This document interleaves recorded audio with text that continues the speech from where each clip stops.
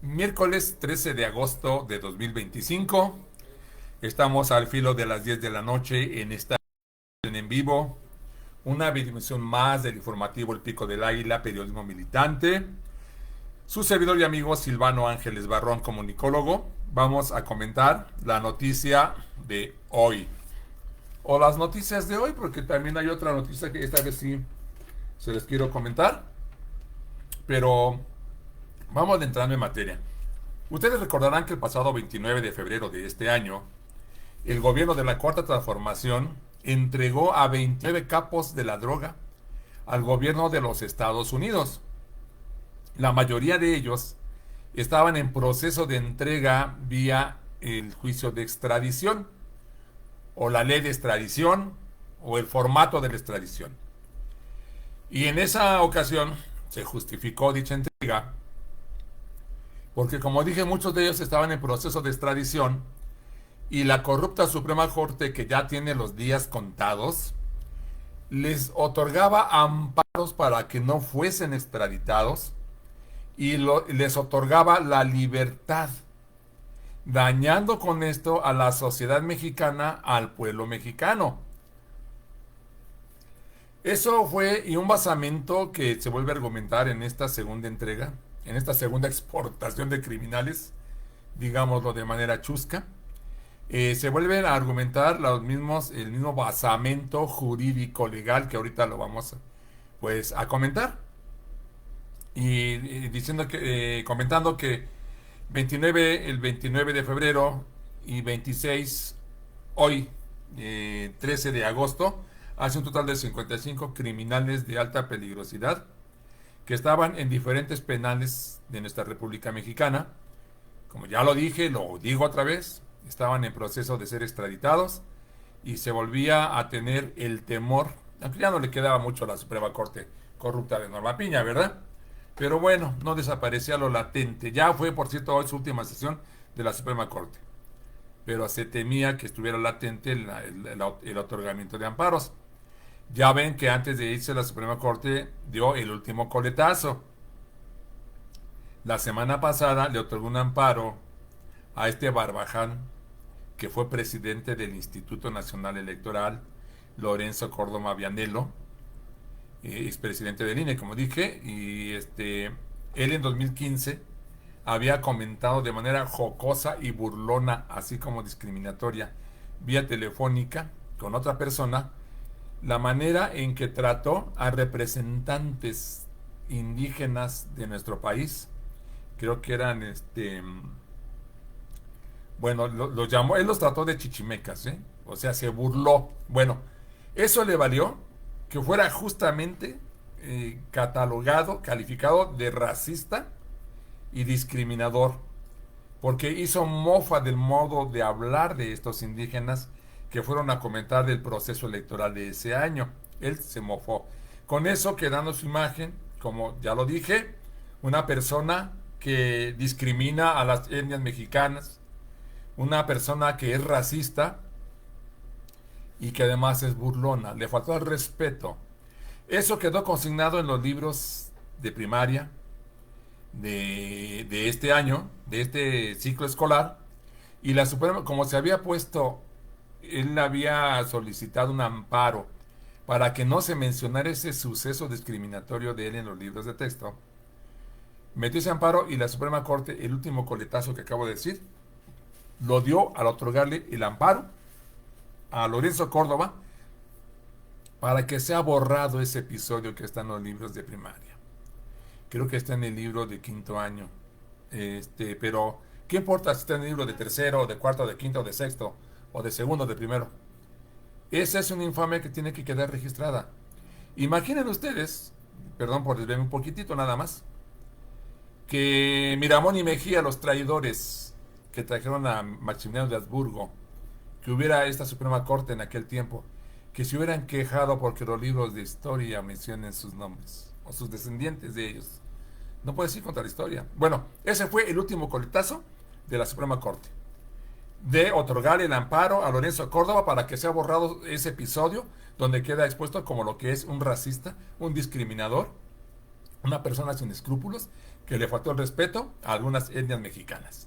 Bueno, el último coletazo. Bueno, pues eso se temía que pudiera pasar todavía con estos 26.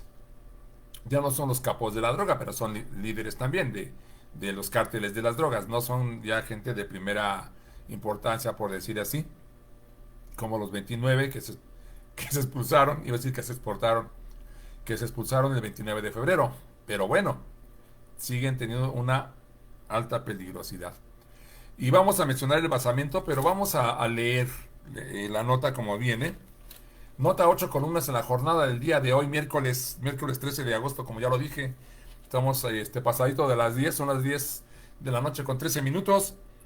Dice, entrega México a 26 criminales de alto perfil a los Estados Unidos. Entre ellos el yerno del Mayo y cuñado del Mencho.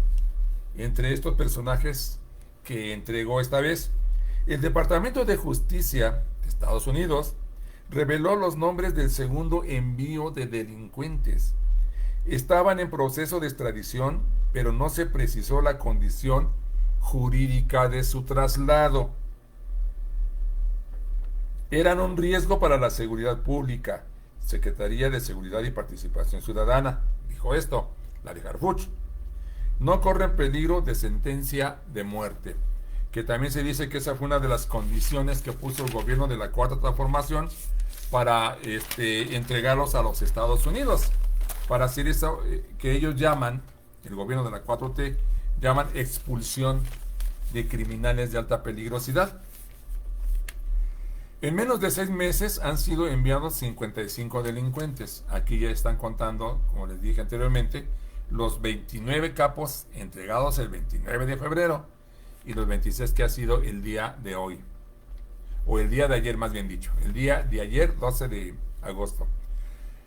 La nota es de Emilio Olivares y de Gustavo Castillo, son los reporteros que escriben esta nota. Autoridades mexicanas enviaron ayer a Estados Unidos a un segundo grupo de delincuentes bajo proceso. Entre los más relevantes figuran Abigail González Valencia, el líder de los Queenies, y cuñado de Nemesio Ceguera Cervantes, cabeza del cártel Jalisco Nueva Generación. Ok, los nombres no suenan mucho, pero vean ustedes que la posición en los cárteles es importante. O sea, tampoco son cualquier lidercillo, Servando Gómez Martínez, alias La Tuta, ese sí ya está muy deteriorado el señor La Tuta, y ese ya tiene años que estuvo llamando los reflectores, estuvo acaparando los reflectores por la alta peligrosidad. Estaba al frente de la familia michoacana, los Caballeros Templarios en Michoacán. Bueno, también se entregó, como dije, a Servando Gómez Martínez La Tuta, quien fue jefe de la familia michoacana. Daniel Pérez Rojas, el Cachetes, fundador de los Zetas. Y Juan Carlos Félix Gastelum, el Chavo Félix, yerno de Ismael el Mayo Zambada y encargado de las finanzas de esa facción del cártel de Sinaloa. Fíjense cómo está todo este entramado. Horas después de que la Fiscalía General de la República, FGR, y la Secretaría de Seguridad y Protección Ciudadana, SSPC, informaron del traslado de 26 integrantes de grupos criminales sin identificarlos, el Departamento de Justicia de los Estados Unidos difundió los nombres de los presos enviados a ese país. Así, en menos de 6 meses, México ha enviado a 55 delincuentes de alto perfil, líderes de organizaciones criminales, operadores financieros y logísticos de cárteles, y que eran buscados también por la justicia estadounidense. O sea, no eran cualquier delincuente, ya para ser buscados por los Estados Unidos. Pues imagínense. Ayer la FGR y la SSPC informaron que estos 26 delincuentes representaban un riesgo permanente a la seguridad pública y que el gobierno estadounidense se comprometió a no solicitar para ellos la aplicación de la pena de muerte. O sea, se comprometió los Estados Unidos a decir, entrégamelos y me comprometo a no sentenciarlos a la pena capital, a la pena de muerte. Bajo esa condición fueron entregados por el gobierno de la Cuarta Transformación. Omar García Harfuch, titular de la SSPC, informó a través de su cuenta de X: hoy, la Seguridad México, en coordinación bilateral y con pleno respeto a nuestra soberanía, trasladó a Estados Unidos a 26 personas vinculadas a organizaciones criminales que representaban un riesgo para la seguridad de México. La acción se realizó en estricto apego a la Ley de Seguridad Nacional y a solicitud del Departamento de Justicia de los Estados Unidos, que se comprometió a no solicitar la pena de muerte. Mañana más detalles en conferencia desde la Secretaría de Seguridad Pública. Esto dice Harfuch y vuelve a mencionar, como les dije al principio de esta videoemisión, el protocolo o el basamento jurídico legal que se esgrimió en febrero. Porque por ahí estaban criticando al gobierno y una de ellas fue Carmen Aristegui, que se dolió, y se los digo porque eso lo dijo su noticiero, de que México entregara a mexicanos al gobierno de los Estados Unidos. Así lo dijo Carmen Aristegui. No se descaró completamente de ser una defensa, pero de que los defendió, los defendió. Es que está entregando a criminales, sí, pero finalmente son mexicanos. El gobierno de la Cuarta Transformación entrega a mexicanos a Estados Unidos. O sea, ahí dejaba entrever una defensa de criminales de parte de Carmen Aristegui. Bueno, luego les comento eso. Decía, estaban utilizando la misma base jurídica, que es que la Ley de Seguridad Nacional faculta al gobierno de México, le da la base legal para que pudiera proceder a entregar a criminales a un gobierno extranjero que solicitan precisamente su captura. Y esa Ley de Seguridad Nacional está por encima, según se dijo en febrero, de los juicios de la Suprema Corte, porque la seguridad nacional está antes que los juicios de la Suprema Corte. O sea, no es cualquier cosa. Eso se dijo en febrero y yo también lo remarqué en esa videoemisión que yo les hice, donde se hizo énfasis. Y además se respetaron los derechos constitucionales de los criminales que fueron entregados. O sea, se cumplió con el protocolo constitucional, pero sobre todo teniendo como base principal la Ley de Seguridad Nacional de los Estados Unidos Mexicanos, ¿sí? Ese es el basamento legal que se le está dando a esta entrega, que es el mismo de febrero. Dice, repito lo que decía Harfuch, se siguió con el debido, aquí dice, la FGR y la SSPC refirieron que la custodia, traslado y entrega formal de dichas personas se realizó bajo los protocolos institucionales con el debido respeto a sus derechos fundamentales y del debido proceso, en apego a nuestra Constitución y a la Ley de Seguridad Nacional, y bajo solicitud del Departamento de Justicia de los Estados Unidos, quien se comprometió a no solicitar la pena de muerte para los reos de su país. Esta acción se marca dentro de las labores de coordinación, cooperación y reciprocidad bilateral, dentro del respeto a la soberanía de ambas naciones. Eso lo dijo Harfuch. El primer envío masivo de capos fue el 27 de febrero, bueno, no fue el 29, yo les dije el 29. El primer envío masivo de capos fue el día 27 de febrero, cuando se trasladó a ese país a 29 presos, entre ellos a Rafael Caro Quintero, fundador del cártel de Guadalajara, que por cierto ya dijo los Estados Unidos, después de que había dicho que lo iba a condenar a muerte, ya dijo Estados Unidos que no lo va a condenar a muerte. Bueno, aquí se entregó a Caro Quintero, fundador del cártel de Guadalajara, José Ángel Zenobio Insunza, el Güerito, o el 90, y José Vivianco Cabrera, el Durango. Asimismo, se está hablando de los que se entregaron en febrero. Asimismo, Antonio Ceguera Cervantes, Tony Montana, hermano del Mencho, líder del CJNG, mientras del cártel de Juárez fue trasladado Vicente Carrillo Fuentes, el Viceroy, líder de ese grupo delictivo y hermano del extinto Amado Carrillo Fuentes, el Señor de los Cielos. Esos son algunos de los capos entregados en febrero pasado. Un día después de ese traslado, los integrantes del Gabinete de Seguridad dieron conferencia de prensa para dar detalle de la entrega a Estados Unidos de esos 29 miembros de los grupos delictivos, y el titular de la FGR, Alejandro Guesmanero, aseveró que en la Ley de Seguridad Nacional se establecen los parámetros por razones de estabilidad política tanto en México como Estados Unidos. Ese es el protocolo legal que argumenta para haber hecho esa entrega. En el mismo encuentro con la prensa, García Harfuch sostuvo entonces que la entrega tuvo como objetivo disminuir la violencia en nuestro país. Otros capos, dice, esta vez también fueron enviados a Estados Unidos. Pablo Edwin Huerta, alias El Flaquito, uno de los principales operadores del cártel de Sinaloa en Baja California y uno de los pocos sobrevivientes del cártel de los Arellano Félix. Kevin Gil Acosta y Martín Zazueta Pérez, jefes de seguridad de la facción de los Chapitos del cártel de Sinaloa, vinculados con la protección de laboratorios y rutas de distribución de fentanilo, así como Abdul Karim Conte, ciudadano de Sierra Leona, acusado de encabezar una red internacional de tráfico de migrantes. Irá una lista más amplia de estos. A ver, compañeros, amigos, amigas, pueblo, raza, que me están viendo. Si no es así, que se puede mermar la peligrosidad en México, ¿cómo se va a hacer? ¿Cómo se haría? Y sobre todo una pregunta que la pongo en los subtítulos. Se hizo esta segunda entrega de criminales que solicitaban los Estados Unidos. ¿A cambio de qué? No se trata de un intercambio, también quiero aclarar eso. De que si tú me das esto, yo te doy esto otro.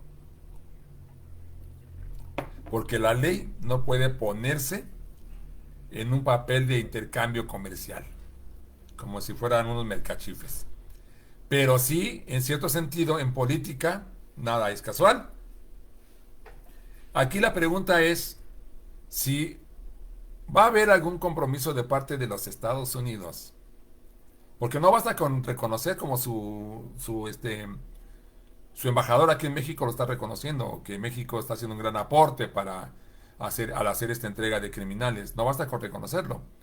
¿Qué va a dar Estados Unidos a cambio? Por ejemplo, un cambio de actitud en su trato con México. Pero antes, déjenme leerles nada más un poquito del agradecimiento. Agradece el embajador Johnson la determinación de Sheinbaum. El gobierno de Estados Unidos felicitó al de México por su continua y valiente cooperación para concretar el traslado a Washington de 26 integrantes de grupos del crimen organizado, entre ellos personajes claves de los cárteles de Jalisco y de Sinaloa. El embajador estadounidense en nuestro país, Ronald Johnson, señaló: estamos profundamente agradecidos con la presidenta Claudia Sheinbaum y su administración por demostrar determinación frente al crimen organizado. Y se desarrolla la nota, pero vamos a dejarle ahí, porque sobre este tema quiero leerles la columna del siempre puntilloso y que hasta se pasa de rosca Julio Hernández López, el astillero, que dice, fíjense lo que dice, porque es muy crítico y aquí se vuelve a notar que hace afirmaciones sin sustento. Esto solo se lo puede permitir a aquella persona que está muy sobrada de sus supuestos conocimientos y de su experiencia en el argot, en el medio, más bien dicho. Por eso creo yo que se extralimita Julio Hernández López. Astillero: remesa entregada, no extraditada. Trompismo feliz y elogioso. Gertz impugna libertad de Vallarta. Bueno, ese tema no nos interesa. Julio Hernández López dice: muy complacido dijo estar el trompismo. Prodigó elogios al recibir la segunda remesa de narcos mexicanos. 26 piezas directamente a la vitrina de trofeos de la Casa Blanca. Ningún nombre marcadamente espectacular. Algunos apellidos o apodos tuvieron cierta fama y poder hace muchos años.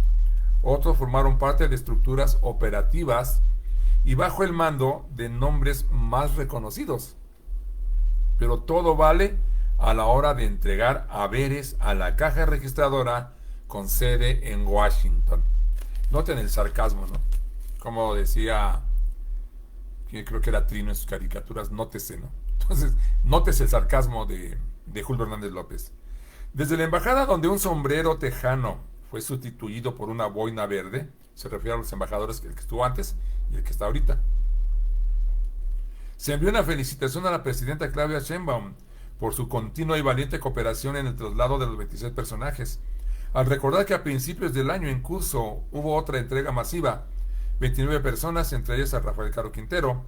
Tal misión diplomática reconoció el esfuerzo coordinado que representa otro hito significativo en la colaboración entre las fuerzas del orden público de Estados Unidos y México, así como en la alianza entre los presidentes Trump y Sheinbaum. coordinación, colaboración y alianza, lo pone encomillado. Aunque nadie sabe cuántas rendiciones más serán necesarias para aplacar o aminorar la voracidad del insaciable Donald Trump.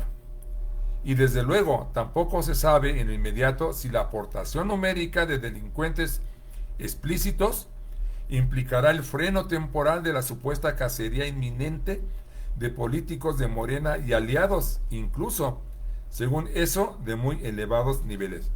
Aquí es donde está el exceso de Julio Hernández López. No sé si captaron bien, a veces hay que hacer una segunda o tercera lectura, pero él aquí está diciendo que si a cambio de esa entrega de 26 integrantes de los cárteles de la droga a Estados Unidos, si a cambio de ello Estados Unidos va a suavizar o va a detener la supuesta entrega, o para ser para ser más exactos en lo que dijo, si ello implicará el freno temporal de Estados Unidos a la supuesta cacería inminente de políticos de Morena y aliados. O sea, bueno, que aquí es justo reconocer que está poniendo algo entre paréntesis Julio Hernández López, y se lo voy a leer tal cual para ser fiel a la lectura. Y desde luego tampoco se sabe en lo inmediato si la aportación numérica de delincuentes explícitos implicará el freno temporal de la supuesta cacería inminente, tan promovida por quintacolumnistas en México, de políticos de Morena y aliados, incluso, según eso, de muy elevados niveles. O sea, aquí está Julio Hernández López, aunque está mencionando en paréntesis que esto lo dicen otros columnistas, pero él también lo menciona, que si a cambio de esa entrega, Estados Unidos va a detener la cacería en contra de políticos corruptos de Morena y sus aliados. ¿Bajo qué prueba dice eso Julio Hernández López? Pero además se quita la responsabilidad, porque entre paréntesis está diciendo tan promovida por quintacolumnistas en México. Es como decir, tan promovida por otros, no por mí. Pero me pregunto si a cambio de esa entrega Estados Unidos detendrá su cacería de políticos corruptos de Morena y sus aliados. O sea, ahí Julio Hernández López es un exceso. Para que él diga eso, se debiera tener una base y no escudarse en otros columnistas. Y decir, en base a tal documento que el gobierno de los Estados Unidos señaló a integrantes de Morena y sus aliados como corruptos, ahí se la creería. Como dice el clásico, se la compro. Pero no tiene ni una sola base Julio Hernández López. Pero ya está embarrando. Ahora, yo no estoy diciendo que sean limpios los de Morena, hay muchos bien cochinones. Ya para que le digo los nombres, si ya se lo saben ustedes. No estoy haciendo esa defensa. Estoy exigiendo el rigor periodístico en Julio Hernández López, que es una chucha cuerera, es una vaca sagrada en el periodismo. Pero hacer esto y aparte escudarse en otros columnistas me parece de poca moder. Tampoco se conoce la fecha en que, en auténtica reciprocidad, soberanías simétricas, ha de suponerse, Estados Unidos entregará a México cantidades similares de integrantes de los cárteles gringos, habida cuenta de que los crímenes atribuidos al sur tienen necesaria complicidad en estructuras del norte, para que la oferta de estupefacientes satisfaga a plenitud la demanda gringa. Noten ustedes la ironía. No digo que no se valga, claro que se vale, es una columna personal, es una columna. Es uno de los artículos periodísticos válidos, es una columna. Es como una editorial, pero está cargado de ironía. También está preguntando si también México le va a pedir, si en reciprocidad los Estados Unidos va a enviar a criminales de los cárteles gringos a México por los delitos. Con la diferencia que no lo dice Julio Hernández López de que México no ha solicitado ningún preso de Estados relacionados con la droga. México no ha solicitado. No ha solicitado más que haya información de cómo fue capturado el Mayo Zambada y el otro hijo de Chapo Guzmán. Es lo que ha solicitado México, información es lo que le ha solicitado a los Estados Unidos. Pero Julio Hernández López se mancha porque irónicamente dice, bueno, y México, Estados Unidos le va a enviar a México también a los líderes de los cárteles de la droga en Estados Unidos. Digo, es mucha ironía, ¿no? Pero bueno. Y fíjense, remata así. Podría considerarse que si Estados Unidos no entregan cuotas proporcionales de narcotraficantes a México, es porque este país no solicita al primero la extradición de sus criminales espejo. Así es. Está diciendo que si Estados Unidos no entrega criminales a México, es porque México no está solicitando la entrega de los criminales de la droga en Estados Unidos. Como dijo, sus criminales espejo. O sea, sus pares, o sea, los narcotraficantes, los pares de los narcotraficantes mexicanos que están en Estados Unidos. Podría considerarse que si Estados Unidos no entrega cuotas proporcionales de narcotraficantes a México, es porque este país, México, no solicita al primero, Estados Unidos, la extradición de sus criminales espejo. Bueno, pues efectivamente México no ha hecho una petición, no se tiene información bien a bien de que haya, que debe haberlos, eso sin duda, que haya cárteles o distribuidores de la droga en Estados Unidos. Digo, Chapo no se metía a vender la droga directamente a los Estados Unidos, tampoco el Mencho, tampoco los que han agarrado, García Luna, por ejemplo. Obvio que hay estadounidenses metidos ahí. Obvio que los Estados Unidos lo saben, el gobierno lo sabe de Estados Unidos, pero ellos, el gobierno mexicano, ¿qué puede saber? El más interesado en extradiciones, por si no lo sabe o no lo supone Julio Hernández López, son los Estados Unidos. Son los más interesados. No digo que México no. Pero México, ¿por qué habría de hacer una petición de narcotraficantes estadounidenses si la droga se consume allá? O sea, ellos no vienen a delinquir, los gringos no vienen a delinquir a Estados Unidos, a México. Como México sí le manda, hay cadenas de distribución para exportar el fentanilo y todas las metanfetaminas y todo eso. Entonces no es lo mismo. Julio Hernández López pretende medir con la misma vara dos situaciones y dos países dispares. Dispares. No puede aplicar tabla rasa Julio Hernández López a esto. Pero bueno, yo siempre he dicho que Julio Hernández López tiene ahí en su inconsciente algún problema fuerte en contra de la izquierda. Él no tiene por qué, ni él ni nadie, me refiriéndome a periodistas, están obligados ni tienen por qué declararse defensores de la Cuarta Transformación. Pero tampoco debería de declararse de manera embosada, como lo hace Julio Hernández López, un enemigo que no utiliza siempre la verdad. Y lástima porque Julio Hernández López, yo me atrevo a decir que en un 95% es certero, es verídico. Pero en ese 5%, con eso ya bastó para que pues también le ponga una mancha a su currículum. Otra cosa les iba a comentar relacionado a esto antes de cerrar el tema. Ah, sí, sí, sí. Rápidamente, no sé qué tiempo llevemos, pero deme un par de minutos más. Bueno, 5. Bueno, menos de 10. Tope 10. Participarán Córdoba y Ugalde en foros de reforma electoral como cualquier otra persona. Sheinbaum. Esto es ya cambiando un poco de tema y complementando la videoemisión que les hice ayer sobre la instalación ya de la comisión organizadora de la reforma electoral, donde tanto el PRI y el PAN como los consejeros del INE prianistas están exigiendo que se elabore la reforma electoral en consenso. Y el consenso es que todos estén de acuerdo y por eso se quiere meter para que no estén de acuerdo y no prospere la ley electoral. Bueno, hoy viene el complemento. La nota es de Néstor Jiménez y Emir Olivares y nada más le voy a leer extractos. Dice, en los foros y debates que organizará la Comisión Presidencial para la Reforma en la materia, podrán participar los ex consejeros electorales que han hecho críticas contra esta reforma, sostuvo la presidenta Claudia Sheinbaum Pardo, pero cuestionó que busquen hacerlo como la élite de la supuesta democracia en México. Dejó en claro que su participación será como cualquier otra persona, ni son más ni son menos. Y qué bueno que la presidenta puntualiza esto y les dice, porque Lorenzo Córdoba dijo, este señor fraudulento, ya para qué hablamos de más.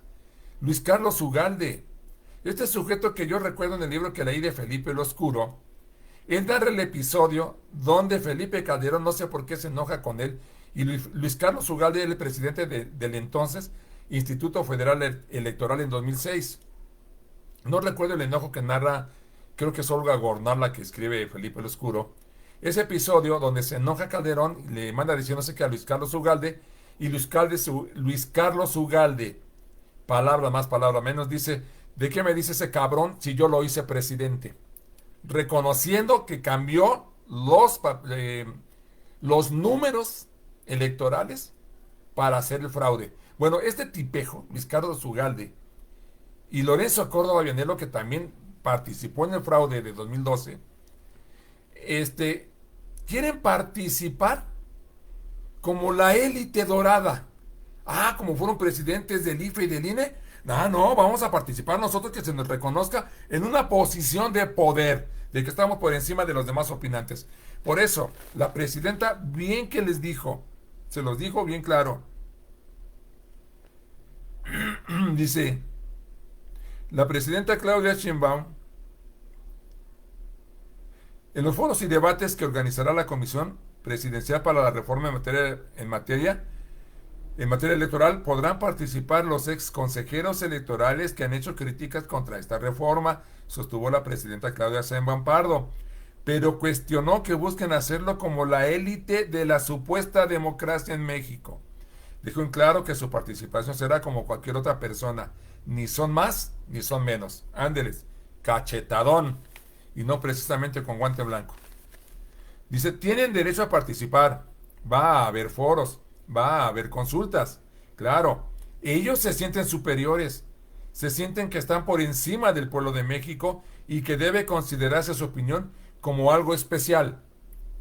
Pueden participar como cualquier otra persona, ni son más ni son menos.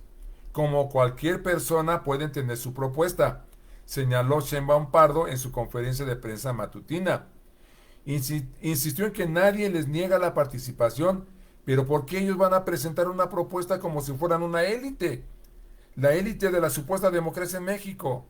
No, ellos son igual que todos los demás. Aquel que se siente por encima de otros tiene un problema. ¿Dónde firmo, presidenta? Así es. Enseguida subrayó que en sus críticas de estos exconsejeros del INE, en sus críticas hay muchísima hipocresía. ¿Cómo es posible que Lorenzo Córdoba hable de autoritarismo cuando él, de una forma autoritaria y despectiva, se refirió a los indígenas? Lo que yo les acabo de narrar hace un momento. Entonces, la presidenta lo está poniendo en su lugar. Como que quieren participar desde una posición de poder y quieren ser escuchados y que se dé mucho más valor a lo de ellos. Vaya descaro. Morena ofrece un esfuerzo extraordinario para lograr el consenso con la oposición. En concretar la reforma electoral propuesta por la presidenta Claudia Sheinbaum implicará un esfuerzo extraordinario para buscar consensos en la oposición, adelantó Morena en la Cámara de Diputados. Postura que fue tomada con cautela por Acción Nacional, el cual reiteró que no participará en los foros de consulta organizados por el gobierno. Ricardo Monreal defendió la comisión creada por el Ejecutivo para la reforma y descartó que los conversatorios de octubre vayan a partir de una idea preconcebida de la forma en que deba realizarse esta enmienda. Más bien es el punto de partida de un proceso que se va a llevar meses. En el Congreso, dijo Monreal, no nos vamos a esperar que esta comisión, en el Congreso no nos vamos a precipitar. Vamos a esperar que esta comisión concluya su trabajo para que luego se convierta en iniciativa y nosotros deliberarla a partir de febrero, señaló el legislador. y remató, no nos cansaremos en buscar los consensos. O sea, ahí sí vamos a distinguir el consenso.